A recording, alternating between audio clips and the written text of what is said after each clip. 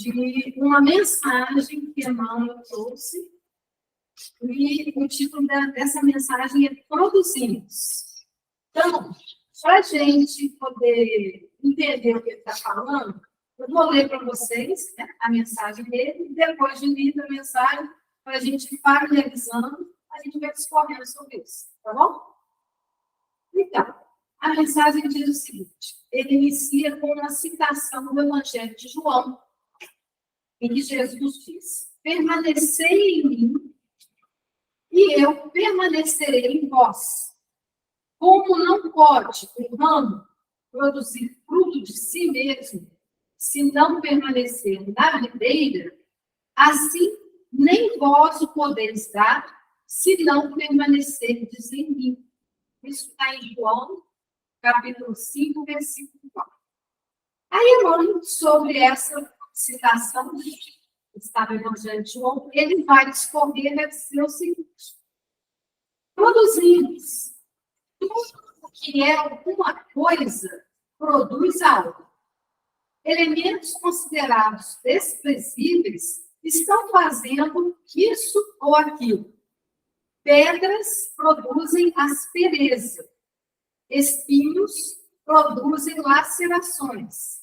Lama produz sujidade. Martelo produz golpe. Entretanto, se produzimos para o bem, esses mesmos recursos em nossas mãos vêm-se promovidos a instrumentos valiosos, porque pedras ajudam nas construções. Espinhos de natureza técnica podem colaborar no serviço cirúrgico. Lama devidamente tratada é terra de sementeira. E martelo controlado é auxiliar prestimoso.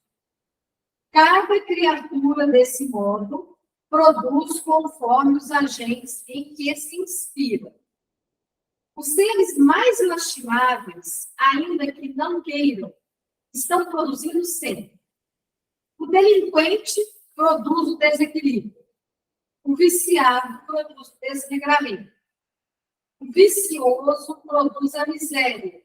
O pessimista produz o desânimo. Aonde estiveres, estás produzindo de acordo com as influências a que te afeiçoas e atuando mecanicamente sobre todos aqueles que se afeiçoam ao teu modo de ser. Todos produzimos inevitavelmente. Aprendizes do Evangelho na escola espírita cristã, recordemos, pois, a lição do Cristo. Permanecerei convosco, se permanecerdes em mim. Então, isso é uma mensagem de Emmanuel, está no livro Palavras de Vida Eterna. O Emmanuel sempre nos dando lições preciosas. Então, a primeira coisa que a gente vai observar aqui é quando a palavra usada por ele, o verbo produzir. Quando a gente fala assim, eu vou produzir alguma coisa. A gente vai produzir o que a gente lembra? A gente vai criar alguma coisa, né? Então, é exatamente isso que está dizendo o dicionário. A palavra, o verbo produzir, significa gerar, criar, avançar, conduzir. Então, quando a gente está produzindo, seja o que for, para o bem ou para o mal, a gente está conduzindo as outras pessoas que estão à nossa volta, encarnadas e desencarnadas.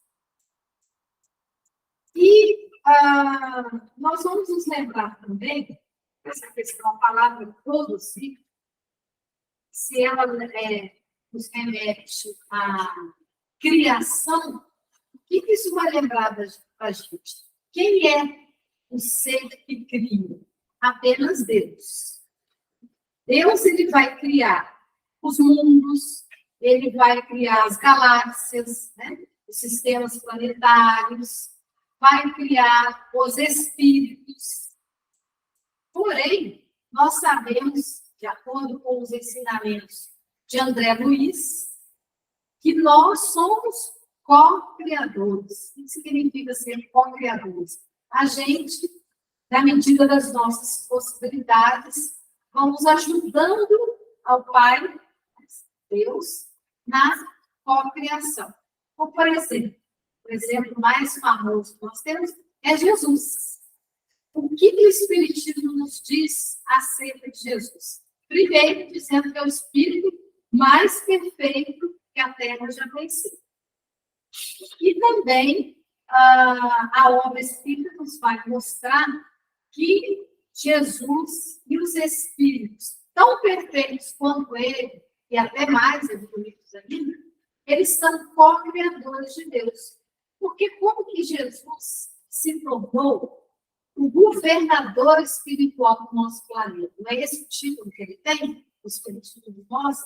Jesus é o governador espiritual do planeta Terra. Por que ele tem esse título tão importante? Porque o nosso planeta, o nosso mundo, ele foi criado.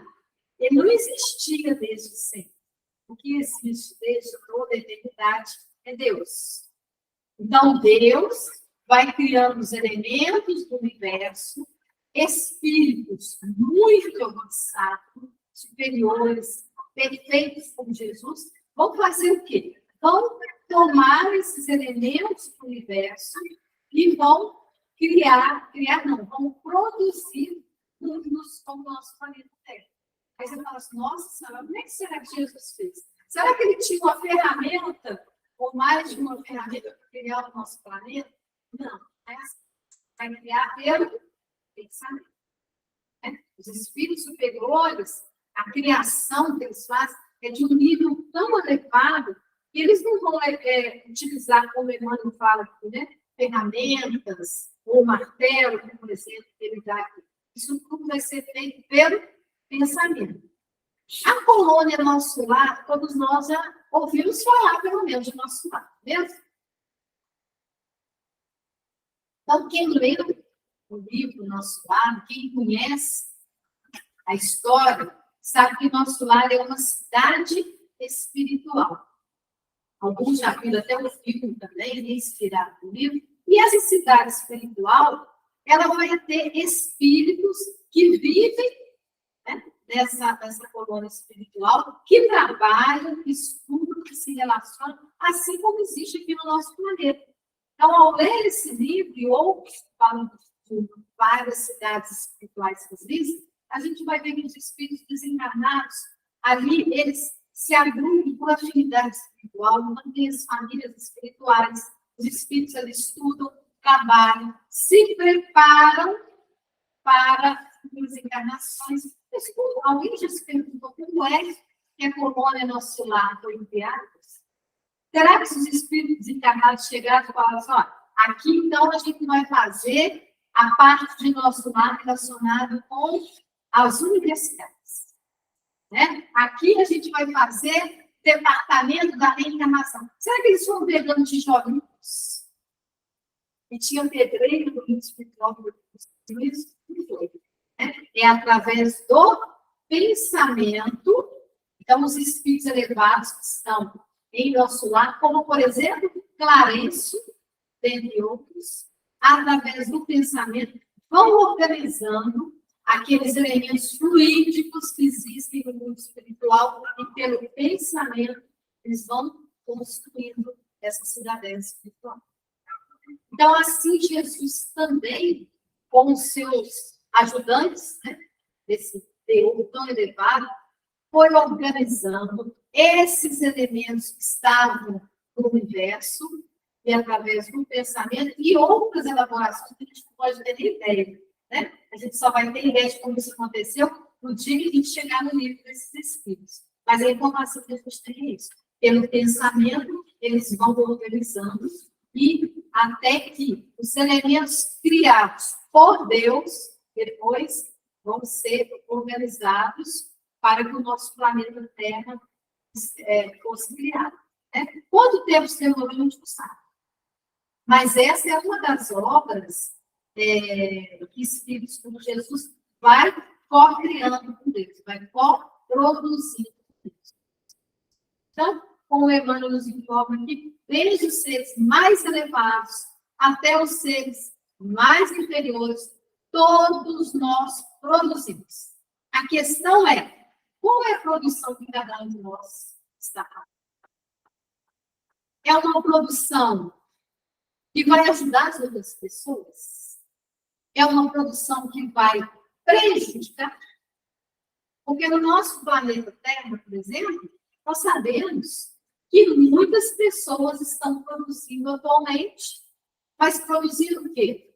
Coisas que estão levando a humanidade cada vez mais para pensamentos interiores, para atos lastimáveis, que depois as pessoas vão se entender como que essa produção ocorre. Gente, basta que nós sintonizemos, por exemplo, os canais de televisão, ou entremos na internet, ou em redes sociais. Não tem produção ali o tempo inteiro?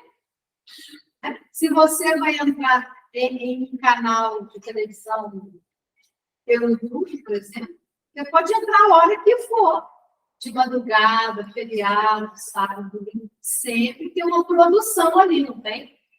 Mas qual é a qualidade dessa produção? Então, dependendo do tipo de coisa que está sendo mostrado ali, a gente vai observar assim, 1 milhão de visualizações, né? Ou coisas que são propagadas através de WhatsApp, por exemplo, rede social, e a gente vai ver que as pessoas vão repassando, vão produzindo conteúdos, a maioria das vezes, lastimáveis, né?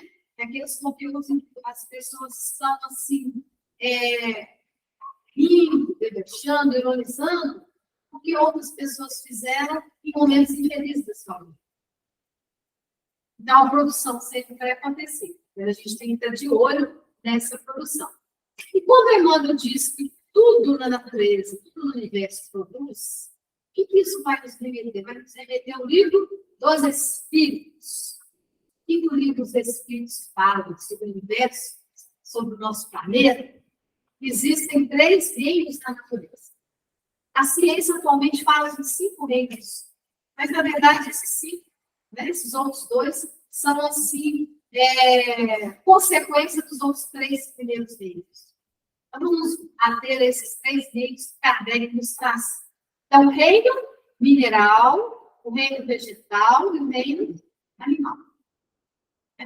O reino mineral, a gente vai pensar primeiro nas pedras, nos minerais, é aquele reino da natureza onde estão aqueles elementos em que eles não vão interagir. A gente não pode interagir com uma pedra. A gente não pode interagir com o metal. Ele não vai conversar com a gente. Ele não vai cantar, ele não vai se movimentar. Né? Existe vida ali, se a gente for ver do ponto de vista da ciência humana, ela vai dizer, não, uma pedra, um mineral, né? Uma jazida de ouro, isso aí não tem vida. Mas a doutrina espírita vai nos explicar o quê? Que no reino mineral existem aqueles elementos que ali estão agregados, né, por uma força magnética. Que força magnética é essa que faz com que esses elementos do reino mineral, né, como nós mencionamos no exemplo, os minerais, as pedras, estejam agregadas? Por que uma pedra? A gente vai na beira do rio, né, na cachoeira, às vezes pega uma pedra interessante, vou guardar essa pedra, vou lembrar o dia que eu passei com um caminho assim, bonito, né? Por que aquela pedra, os elementos estão agregados, não se dispersam? Né? O que faz com que aqueles elementos fiquem juntos? Que você pegue uma pedra. Essa é a força magnética. E da onde essa força magnética faz com que ele aconteça? O pensamento de Deus. Que criou todos esses elementos. Da mesma forma, a gente poderia perguntar por que as nossas células, o nosso corpo humano, por que as nossas células, os átomos, as moléculas do nosso corpo físico não se desagregam e fica um pouco assim, né? Todo desconjuntado. Por que isso acontece? Fica tudo agregado, tudo bonitinho aqui na nossa cabeça, cabelo, os olhos, os membros, porque o nosso corpo físico foi produzido pelo nosso pensamento. Aí vocês vão falar assim, Margarida, espera aí. A gente aprendeu, quando a gente está no mundo espiritual, e a gente vai reencarnar, a maioria de nós, quando está próxima à reencarnação, passa por um processo que a gente vai se esquecendo para todas as encarnações, para a gente ter essa nova oportunidade. E aí, quando há a concepção, né, aquele espírito ali, vai ser ligado àquela primeira célula. Então, como que isso aí vai acontecer? Vai acontecer porque o pensamento daquele espírito que está ligado ali, mesmo que o pensamento seja inconsciente, que aquele espírito esteja dormindo, né? O que ele sente, o que ele pensa, vai ser transmitido para aquele corpo. Então, o corpo vai ser gerado não apenas com a herança genética dos pais biológicos, como também aquele espírito pensa, aquele espírito sente. Então, o nosso pensamento faz com que as células do nosso corpo estejam agregadas, né? Não estejam dispersas, a gente esteja tudo bonitinho. Mas isso, gente, demorou bilhões de anos. Antes, o germe, né? O princípio rudimentar que o dia seria um ser humano, estava, de alguma forma, estagiando no reino mineral. A gente pensava no reino mineral? Não. A gente sentia? Não. Mas aquele elemento, aquele gene primitivo estava lá. Aí passam milhões de anos, não sei quanto tempo, a gente não sabe mensurar isso. Aqueles elementos que estavam ali estagiando no reino mineral já têm condição de entrar no reino vegetal. Passam também milhões, talvez bilhões de anos no reino vegetal, e depois, de um certo tempo, aquela experiência já foi esgotada, e eles vão evoluindo, passam pelo reino animal. Um estagiário também muito tempo, né, buscando experiência no reino animal, até que vai chegar o momento que passa para o reino original, né, para a raça humana. Os espíritos dizem que a gente não tem condição de saber quando que saiu de um reino para o seu corpo, né? Porque é muito sutil o momento em que essa transformação vai acontecer. E demora muito tempo. O grande espírita, Leon Denis, ele citava muito um pensamento que muitos espíritos equivocadamente achavam que esse pensamento era do Leon Denis. Né? Mas, na verdade, não era dele. É um pensamento que ele citava. Esse pensamento é do século XIII. E uma vez, quando nós estávamos assistindo uma palestra do Leonardo Boff, um grande teólogo católico, ele trouxe uma informação que eu não conhecia. Ele disse o seguinte, que a gente conhece essa frase que diz assim, o homem, o espírito, né? O espírito, ele está dormindo na pedra, quer dizer, no reino mineral, né? Depois, ele está sonhando no reino vegetal, e ele acorda no reino animal, no homem, é uma coisa mais reduzida. Ele falou que não, o pensamento, ele é muito mais bonito do que a maioria das pessoas conhece. Então, ele trouxe, eu anotei, compartilho aqui com vocês. Ele disse que esse filósofo, né, do século XIII, ele disse o seguinte, o espírito dorme na pedra, ou seja, o espírito dorme na pedra, sonha na flor. O que é a flor? Reino vegetal. Acorda no animal, sabe que está acordado no homem e sente que está acordado no homem. Muito profundo, né?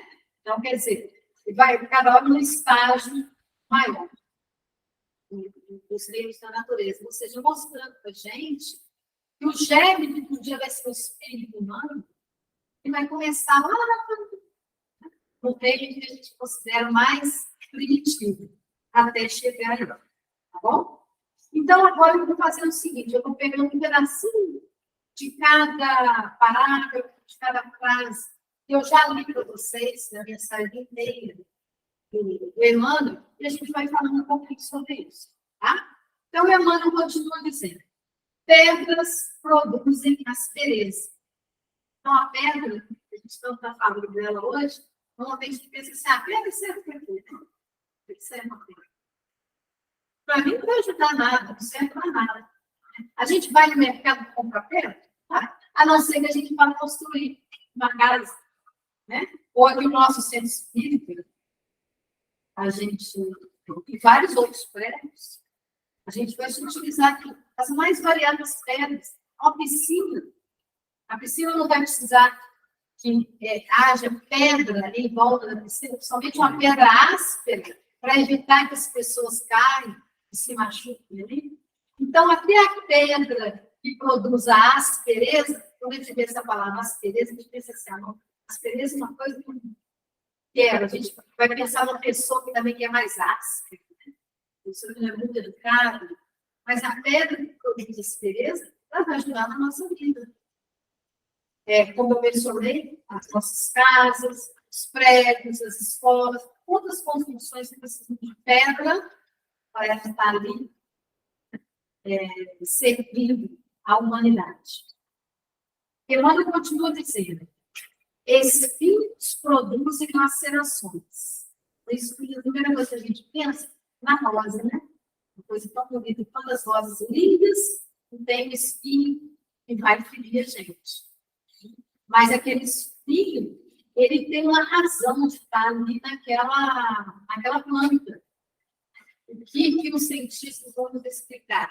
Que a planta que tem espinho, aquele espinho, ele vai servir não apenas para proteger aquela planta de outros animais que possam atacar aquela planta, como também ajudar a reter mais líquido, para a planta ficar mais hidratada por mais tempo.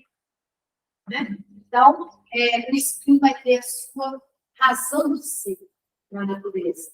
Mas, quando eu li isso, falando do espinho produzem lacerações, a primeira coisa que eu lembrei foi Paulo de Tarso. Né? Qual é a frase famosa de Paulo de Tarso, na segunda carta aos Coríntios? Ele diz que ele tinha espinho na cara. E essa frase do Paulo, até hoje os teólogos, os estudiosos, estão se debruçando sobre ela. O que Paulo de Tarso dizer que ele tem um espinho na cara? Que espinho tem esse? E até hoje ninguém tem uma solução para isso, né? Uma resposta, falar essa resposta definitiva. Porque eu conversei com o Paulo de Tarso, o Paulo de Tarso me falou que assim. Né? Se o Paulo falou para alguém, não está escrito para a gente. Então, alguns teólogos dizem que o espinho na carne para Paulo seria o fato de que antes dele encontrar com Jesus na estrada de Damasco, ele cometeu muitos crimes. Em nome da religião. Estava equivocado? Estava. Né? Ele achava que ele estava defendendo Deus de Israel. Achava que estava defendendo a sua religião, que era uma coisa boa. Mas fazendo isso, ele cometeu diversos assassinatos, crimes, né? Deixou várias pessoas aleijadas, cegas, mutiladas, várias crianças órfãs. Então, alguns teólogos dizem que o espinho na carne de Paulo seria isso, esse passado dele, que ele carregava essa culpa. Nós, espíritos, temos um outro elemento para acrescentar nessa culpa aí. Quem lê o livro Paulo e Estevão, a autoria do escritor de Emmanuel, o que a gente vai ler? Além de todos os crimes que a gente sabe que Paulo cometeu, quando ele estava não consciente, né, não conhecedor ainda da boa nova, é a questão de Abigail. Né? Abigail, o amor da vida de Paulo, que aconteceu quando ele orgulhosamente vai trazer Abigail para o pátio onde o irmão dela, o Gesiel, seria assassinado. Eles iriam jogar pedras até que ele morresse. Né? Só que Paulo não sabia que era o irmão dela, ele é um rabino orgulhoso, que está no auge da sua fama. Eu acho que se fosse hoje em dia, ele ia filmar e ia postar também. Para mostrar para muita gente, porque ele estava defendendo a lei judaica. E quando a Abigail chega, ela está com a pessoa que já estava quase desencarnando, era o irmão dele. E ela fala com Paulo, eu não vou dar mais spoiler, não, porque quem não leu o livro, vai ler, porque o livro é imperdível. Tá? Então, que esse também a gente pode colocar isso aí, né? Essa suposição, sabe? O espinho na cara de Paulo era Abigail e Esther, porque depois que ele vai se converter ao Evangelho, ele vai se dar conta do valor de Jesus, em primeiro lugar, mas também de Esther. Foi o primeiro mártir do cristianismo. E ele foi o responsável direto pela morte trágica de Estevão. Será que esse filho da carne dele seria isso? Estevão e Abigail? Além, né, das outras pessoas, a gente não vai saber. Né? Mas são motivos não faltam para ele ter esse espinho na carne. Mas o fato dele ter esse espinho na carne, como ele dizia, né, de uma maneira figurada, denota o quê? Que ele reconheceu ele. Que muitos de nós não reconhecemos os nossos erros, os nossos erros. Por que você ainda teme em fazer isso? Né? A gente está fazendo uma coisa que não é legal. E a gente vai arrumando desculpas. Fala, não, eu faço isso porque eu sou obrigada a fazer, porque todo mundo faz. Então, não tem como eu fazer diferente. Né? E aquela outra coisa que você também está fazendo que não é legal. Eu faço isso aqui. E se eu não quiser, todo mundo vai falar assim, eu estou fazendo porque eu acho que eu sou superior, eu estou assim, acima deles. Então, eu tenho que fazer igual todo mundo faz. Tem que tentar, senão eu vou ser excluído, vou ser cancelado, né? A palavra da boca. Então, a gente vai jogando debaixo da tapete, a gente não reconhecer aquilo que a gente está fazendo e que não é bom. Por isso que a Amanda nos diz que a desencarnação é difícil para a maioria dos espíritos. Não é porque a reencarnação vai doer, ou porque a reencarnação vai ser uma coisa assustadora, mas é porque inconscientemente, quando a gente desencarna, a gente sabe que a gente vai ter que olhar no espelho. Mas não é aquele espelho que a gente vai aplicar o cabelo, né? Escovar os dentes. Não é esse espelho. É o espelho de quem nós somos mesmo. Né? O espelho de a gente enxergar a nossa intimidade. Isso a gente não quer. Por isso que os que trabalham no meio mediúnico, a gente sabe, os espíritos que eles chegam, depois você está trabalhando dentro da reunião mediúnica, você começa a perceber que até aqueles espíritos assim, que denotam que estão mais assim, inocentes em relação à sua desencarnação, aqueles que você não pode dizer desencarnar, a gente percebe que no fundo eles sabem. Mas eles não admitem isso, porque quando você admite que você desencarnou, você é obrigado a olhar nesse espelho. E é duro olhar nesse espelho. Você vai para o chão, ele vai passar aquele filme, né? E a pessoa deve morrer de vergonha. Assim, então, a gente se esconde da gente mesmo. Né? O fato dele sentir um espinho na carne significa o quê? Primeiro, que ele chorou no espinho. Ele admitiu, ele não é fácil, né? Admitir que é errado, não.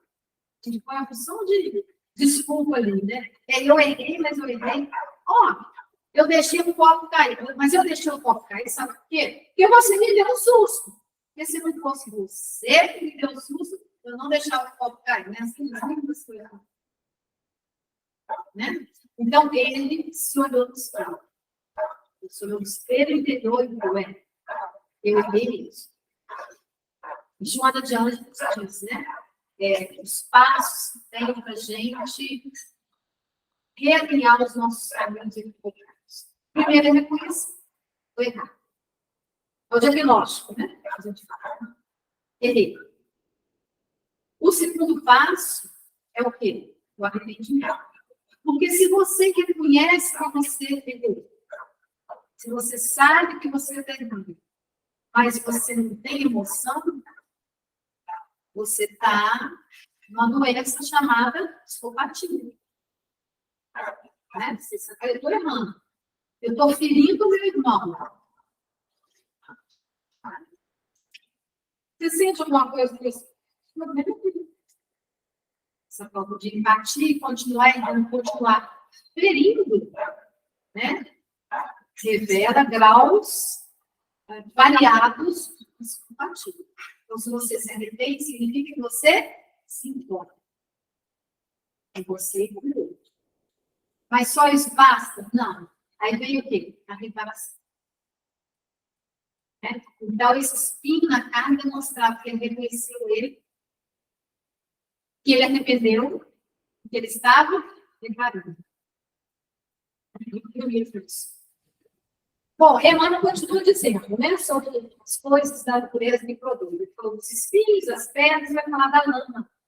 Lama produz sujidade. Quando a gente pensa em lama, a gente só pensa em coisa suja. Ah, sujei meu tênis novo, meu sapato novo, pisei ele na lama, ó. Tem que lavar, às vezes acabou com o meu sapato, vou ter até que comprar um sapato muito requintado, né? De pano, de salto. E trouxe, acabou, né? Sujou, lama só traz sujidade. Mas será que lama só produz a sujeira? Né? Nós nos ouvimos falar na lama do Mar Morto, quantas pessoas estão estranhando no Mar Morto, que aquela lama é terapêutica, né? Algumas doenças de pele, ela vai ajudar a curar, e não nos outros lugares também, né? A pessoa vai lá, né, que coloca no corpo todo, tem o benefício com algumas doenças dermatológicas, não é mesmo? E outra coisa que a lama vai nos lembrar é o quê, gente? Uma passagem tão bonita do Evangelho. Quando Jesus vai curar um cego, ele curou vários cegos, né? Mas tem uma passagem especial que ele vai curar um cego, né? E ele pega saliva, mistura, né? Com a terra, do chão, produz uma lama, passa, né? Vamos dizer que aquele doente, nos olhos daquele cego, depois pega para se banhar lá no poço do Siloé, e aquele cego de nascença volta a enxergar perfeitamente. Então, o que Jesus estava mostrando? Jesus não sabe que era muito didático, né? Muito pedagógico. Ele estava mostrando que até os elementos dos quais a gente pode considerar uma coisa tão inferior, a lama, né? Lama, o chão, ele pode produzir uma coisa benéfica, como foi esse caso aí. Certamente que a gente estava lidando com duas frentes. Uma delas é que aquela lama em específico, né, ele foi produzida ali através da saliva, da terra, foi pego pelo chão, solo. O que é a lama? O que a terra tem? Sais minerais. A saliva também é conhecida desde a antiguidade, que tem propriedades terapêuticas. Quantos animais você conhece? Gatinho, cachorrinho, que tem uma machucada, ele vai se bem, né? Vai fazendo isso com o dote. Então, a saliva tem essa propriedade também. Então, tem uma outra coisa. Quando Jesus fez essa cura, foi no sábado. Qual que era a questão dos judeus com o sábado? Sábado é o dia sagrado. Né? O sábado não pode trabalhar. Até hoje, se você vai em Israel, por exemplo, pelo menos entre os judeus que observam, né, o judaísmo, a lei deles lá, aos sábados, você não pode trabalhar. Nada que ele vai lembrar, né, algo laborativo, nada pode ser feito. E o que representava? Você vai pensar, mas espera aí, Jesus fazer isso de sábado de trabalho? Para eles, sim. Porque a lama, era importante naquele contexto, naquela época? Era com a lama, com o barro se fazia. confeccionavam cerâmicas, vasos. E aqueles vasos eram importantíssimos, porque eram os vasos aonde eles iam colocar os seus alimentos. Então, por exemplo, o azeite que era produzido, era guardado nos vasos de barro, cereais, outros elementos que eram condicionados ali, e dentre outras coisas, né, que poderiam ser guardadas. Então, quem era o profissional trabalhava com barro, com o oleiro. Então, ao fazer isso, o ponto de vista dos judeus daquela época, que hoje para a gente pode parecer uma coisa infantil, mas para eles, você não levava muito a sério. Né? Era levado tanto a sério que, no dia de sábado, os rabinos diziam a eles: olha, se você precisar de cuspir no chão, né, que você faça numa pedra, mas não onde tem uma pedra. Olha a que ponto que era levado. Se você cuspir onde tem a terra, pode estar produzindo ali, ainda que seja uma coisa ínfima, né? Lodo, barro, e aquilo ali pode ser considerado, lembrar uma coisa que é de trabalho, aos sábados de trabalho. Era esse o pensamento, né? Precisou de cuspir, passa em outro lugar. E Jesus fez isso no sábado. Na frente do barro, daqueles defensores da lei judaica, para mostrar o seguinte, que todos os dias é dia de trabalho. O que Jesus fala? Meu Pai trabalha, eu também trabalho. O trabalho espiritual é todos os dias. Então, isso vale para nós espíritas, né? Pensa assim, onde você vai hoje? Hoje eu vou no centro, vou trabalhar. Aí, o que você vai fazer no centro? Eu vou na reunião mediúnica, vou trabalhar, eu vou ensinar as crianças na escola de evangelização, eu vou fazer uma palestra, eu vou distribuir mantimentos, eu vou trabalhar. Aí, depois que você saiu dali. Não, depois que eu sair dali, não tem mais trabalho espiritual, não. Tem, não? Se você passa na rua, trabalho no centro espírita da rua, você vê uma pessoa atropelada, um atropelamento sério, vai demorar um tempo para o resgate chegar, né? Mas boa vontade para esse tempo, a pessoa está lá numa posição grave. Mas eu não sou médico, eu não sou enfermeiro, eu não sou paramédico. Tudo bem.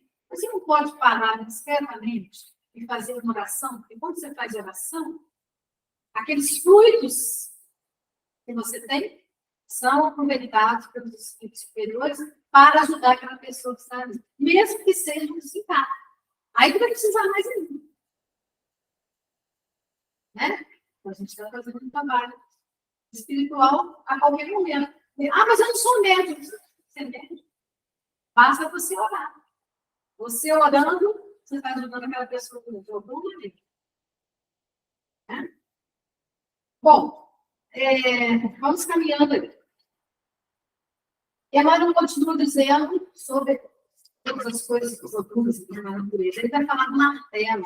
Martelo produz golpes. O martelo, quando a gente pensa no martelo produz golpes, a gente vai pensar sempre em uma coisa mais negativa, né? O martelo ferir alguém. Isso também, infelizmente, não acontece no nosso mundo. Né? O martelo é instrumento de trabalho.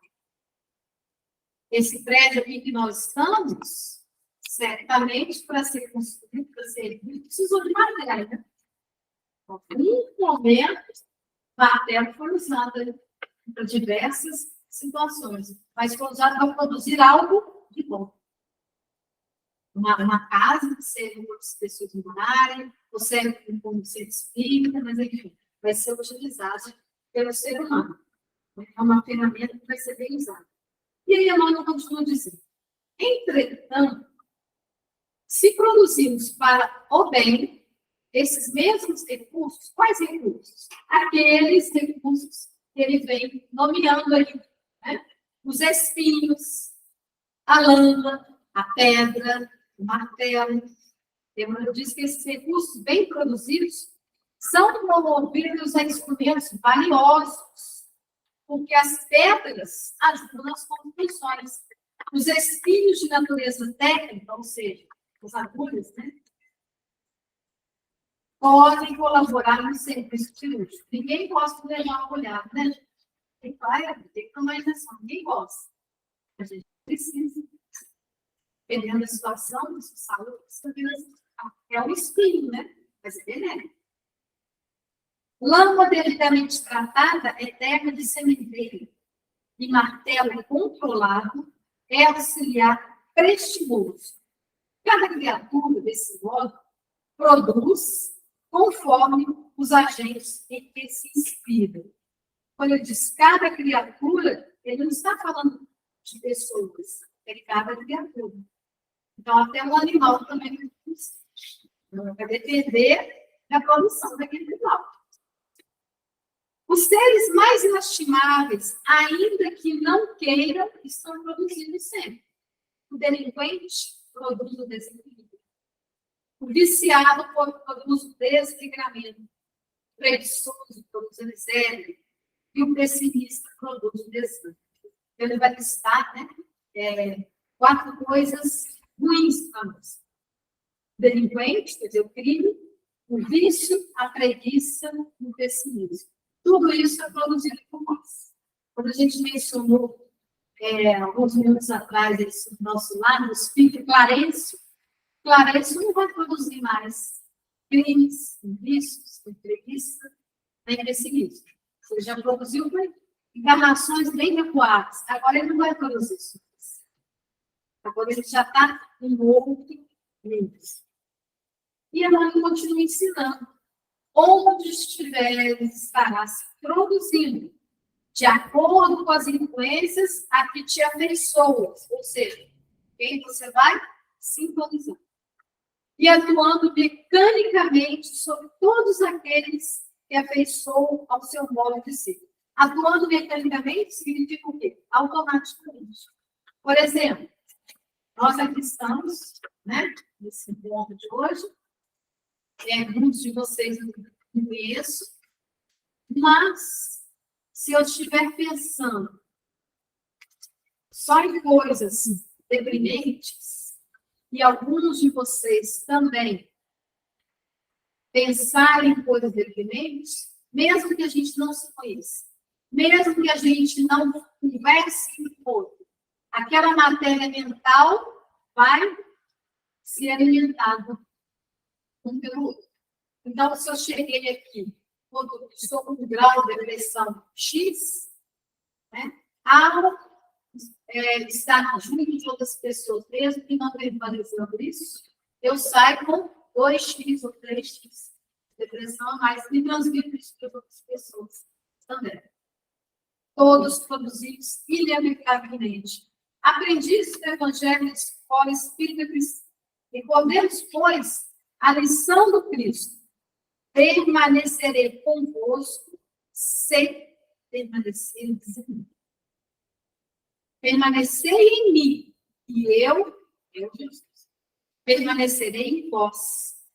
Como não pode o ramo produzir fruto por si mesmo, se não permanecer na videira, assim nem vós o podeis dar, se não permanecerdes em mim. Aí aqui Jesus está fazendo uma analogia com a videira, a parreira, né?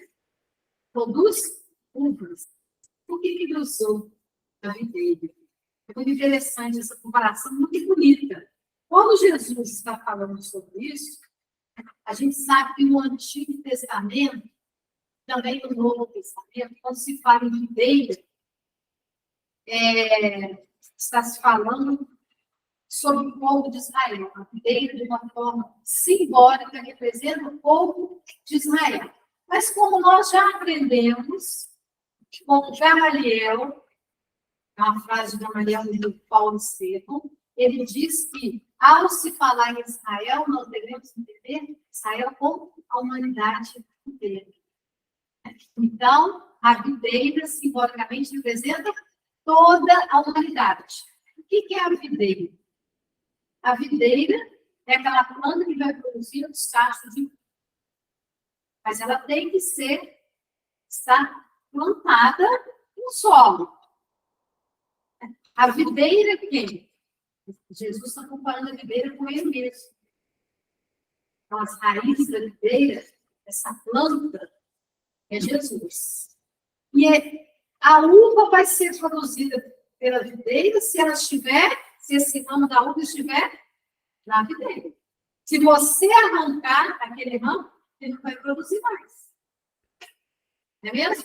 Então, nós somos o ramo da videira. Agora, é interessante quando a gente vai pesquisar um pouquinho sobre a videira, e diz o seguinte, ela para ser produzida, olha a palavra de, né?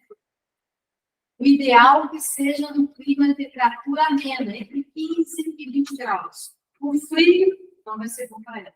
O excesso de chuva também não vai ser bom para ela. Ela vai ser plantada, né? E depois da germinação, aí vai começar a aparecer o quê? Aquelas folhas verdinhas. Tem pessoa que mexe com o dele, que trabalha com isso, e mesmo nós, que não somos agricultores, a gente sabe que elas ficam suspensas, né? Ela não vai ficar no chão, ela tem que ser suspensa. Por que ela vai ser suspensa? Ela vai subir, ela vai ser suspensa. Porque se ela ficar no chão, ela vai ser comprometida pela sujeira do chão, pela lama do chão. Nesse momento, aí a lama desse povo. E ela ficando mais no alto, o que ela vai captar? A luz do sol, que é importante também. Então, ela vai ser produzida, vão nascer as primeiras folhas verdinhas, depois, qualquer outra parte, a floração. Né? Vem as flores, depois das flores, o que vai acontecer? Começa os frutos, né? As uvas, até dar o cacho de uva. Primeiro aquele cacho de uva que está esverdeado, depois ele vai tomar aquela coloração mais tradicional, né? O vinho, né? Pão de vinho, cor da uva, e aí sim essa parelha, esses cachos vão estar prontos para serem cortados para serem produzidos sucos, né? Ou comer mesmo, como a folha está. Agora, é interessante que quando a parelha está madura, né? O cacho está maduro, para ser cortado, quando ele está maduro, ele não vai ser cortado. Por quê? Porque a gente precisa de consumir, ele vai deixar florescer lá. Então, olha o simbolismo. Quando a gente está maduro, a gente é cortado. Aí você fala assim, nossa, eu estou passando por tanta coisa, tão difícil, né? Mas é porque você já tem, Deus considera que você já tem maturidade para estar passando por isso que você foi podado, que você foi cortado.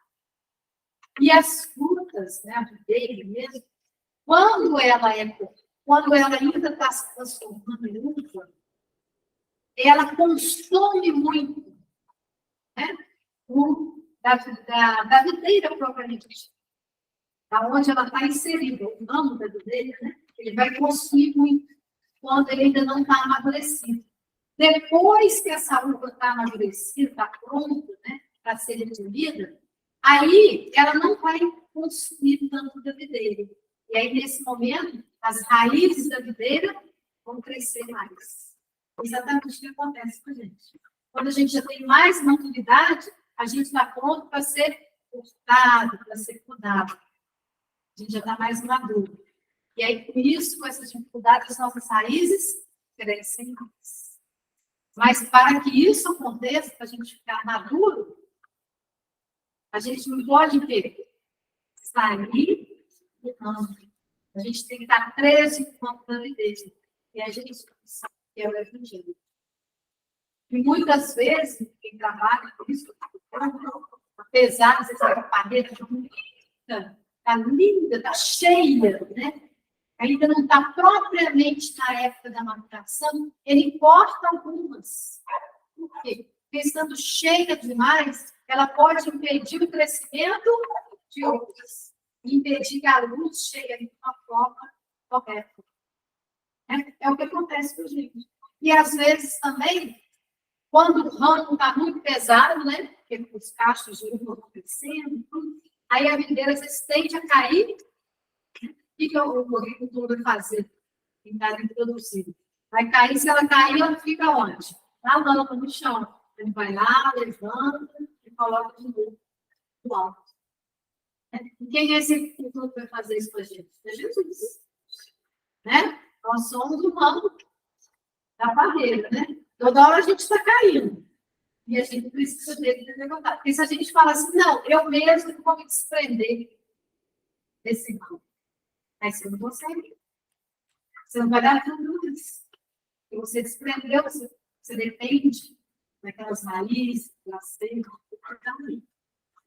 Então, essa é a mensagem principal aí que Emmanuel, e principalmente Jesus, trouxe para nós. Então, eu espero assim, que tenha sido bom para vocês, né? As nossas reflexões. Espero que tenha trazido momentos bons, né? Para todos nós.